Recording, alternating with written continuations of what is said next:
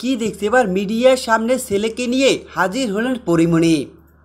পরীমণি তার সন্তানকে সাথে নিয়ে কোন লুকে হাজির হলো, যা দেখে চমকে গেল পরীমণির লাখো ভক্ত।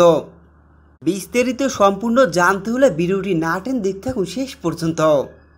ঢাকাইয়া সিনেমার আলোচিত চিত্রনায়িকা পরীমণি এবং তার সাথে রয়েছে তার ছেলে শাহী মোহাম্মদ পূর্ণ। 10 আগস্ট ছিল পূর্ণের জন্মদিন।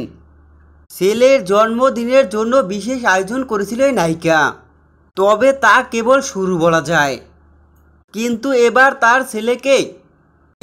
তার ছেলের জন্মদিন রাঙাতে নতুন এক আয়োজন করেছে পরীমণি।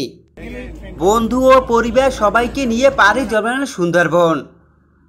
সামাজিক যোগাযোগ মাধ্যমে এই আনন্দ ভক্তদের মাঝে ভাগ করে নেন এই নায়িকা।